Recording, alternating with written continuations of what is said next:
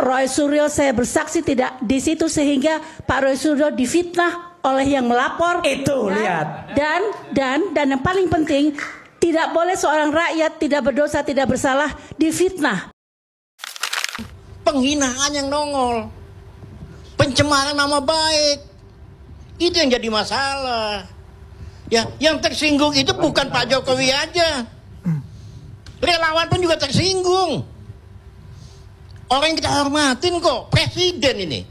Kok Anda... Sudah bukan presiden lagi sekarang. Iya, bagaimanapun juga menghormatin dong. Warga negara biasa aja. Benar, tapi Anda tidak boleh memperlakukan seperti itu. Biasa saja kok. Anda punya adat nggak di Ketimuran? Adat saya seperti ini.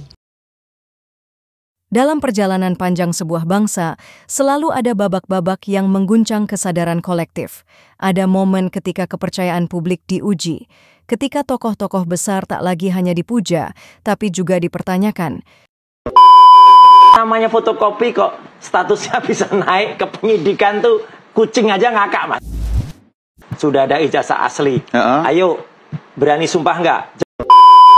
Tapi di Polda Metro Jaya tidak pernah ada ijazah asli yang ditunjukkan. Dan, belum pernah. Ya, belum pernah. Dan makanya Kombes Ari ya itu di Humas Mabes Polri, di Polda Metro Jaya itu ketika ditanya wartawan, Mas, ada Nusantara juga di sana. Itu dokumen asli atau fotokopi? Ya, Kombes Ari menyatakan fotokopi. Sejak menjabat sebagai presiden pada tahun 2014, nama Jokowi telah menjadi simbol perubahan, kesederhanaan, dan kerja nyata. Tapi di balik narasi besar itu, sebuah tuduhan lama kembali muncul ke permukaan, sebuah tuduhan yang bagi sebagian orang tak masuk akal, tapi bagi yang lain justru penuh misteri. Isu yang dimaksud adalah dugaan bahwa ijazah pendidikan Presiden Jokowi adalah palsu. Bu, mohon maaf. Gitu ya. Kemarin kan sudah digelar untuk keterangan dari Bareskrim, tetapi seperti ijazah kan ditampilkan. Apakah tadi juga menampilkan ijazah? Sama sekali. Justru karena kita juga melihat bahwa pimpinan sidang tadi sudah sampaikan bahwa kita maksimal sampai jam 13. Makanya kami langsung berpikir bahwa ya sudah kalau begitu, karena ini gelar perkara yang penting sekali secara waktu, maka kita sepakat untuk minta mana ijazah aslinya. Sebab kalau ijazah aslinya tidak dimunculkan di dalam gelar perkara ini, apa artinya gelar perkara ini? Kita hanya bicara ke sana kemari tanpa ada solusi, tanpa ada simpulan begitu. Dan tidak ada berkas ditunjukkan sama ijazah. Sama sekali. Jadi atau berkas yang kemarin dipaparkan di Mabes Polri kemarin juga? Ya, paparan dari Bareskrim sendiri juga paparannya sudah kita semua tuh tahu. Padahal yang penting adalah yang menurut kami itu justru yang paling inti, yang paling penting dari paparan dari Bareskrim adalah ijazah asli. Karena pada waktu konfres yang baru lalu tempo hari itu kan tidak ditampilkan, hanya ditampilkan fotokopinya saja. Kami berharap sesungguhnya ini karena gelar perkara khusus, seharusnya lah ini adalah momen di mana ijazah yang oleh TPUA itu bukan hanya dipersoalkan S1-nya saja loh. TPU ini kita bicara laporan TPUA ya. Humas TPUA itu bukan hanya mempersoalkan ijazah S1, tapi ijazah SD, SMP, SMA.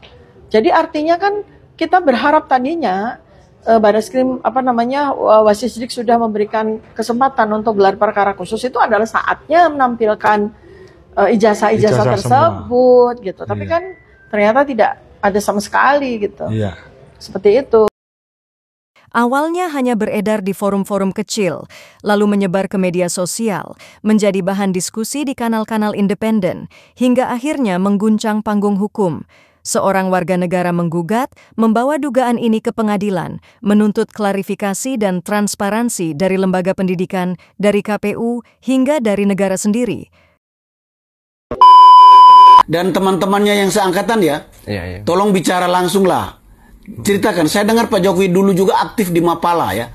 Masa-masa tahun 80 itu Mapala sangat populer sebagai ladang aktivitas mahasiswa selain Senat Mahasiswa, Dewan Mahasiswa waktu itu ya. Jadi teman-teman yang juga sama-sama dengan Pak Jokowi aktif di Mapala, bicaralah, terbukalah. Supaya selesai ini, capek rakyat dengan wacana-wacana seperti ini. Kalau kemudian Pak Jokowi misalnya ijazahnya itu palsu, saya yakin ijazah saya juga palsu. Loh, bener kan Pak ya? Statement ini, statement. Iya, karena apa? Satu, saya kuliah bareng Pak Jokowi, ya kan? Kedua, saya wisuda bareng Pak Jokowi. Ketiga, ijazah saya sama Pak Jokowi juga persis plek ketiplek, kecuali foto dan nomornya. Nah, itu aja yang membedakan. Sebagian menyebut ini sebagai fitnah politik. Sebagian lain melihatnya sebagai bentuk kritik terhadap sistem yang lemah dalam verifikasi data pejabat publik. Tapi apa sebenarnya yang terjadi? Apakah benar ada kejanggalan dalam dokumen pendidikan presiden? Ataukah ini hanyalah permainan opini untuk menjatuhkan nama besar seorang pemimpin?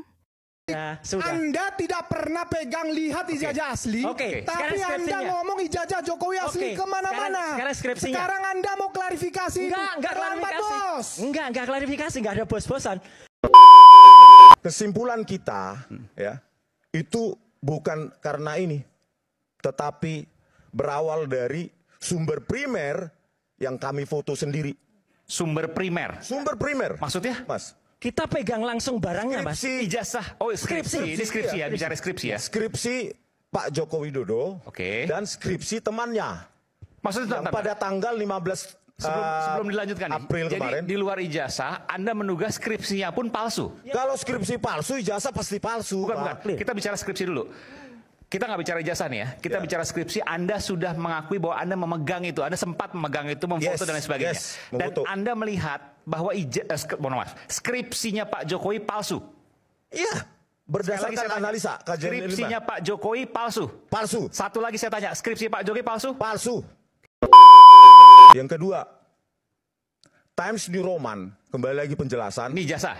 Deskripsi. Oke, baik. Deskripsi itu dengan karakter fontnya itu sudah sangat cantik menggunakan algoritma kurva Bezier, polinomial pangkat 2 dan 3. Saya lakukan identifikasi font, ya Pak, menggunakan string matching dan circular convolutional neural networks. Ini video Anda nih ya? Ya.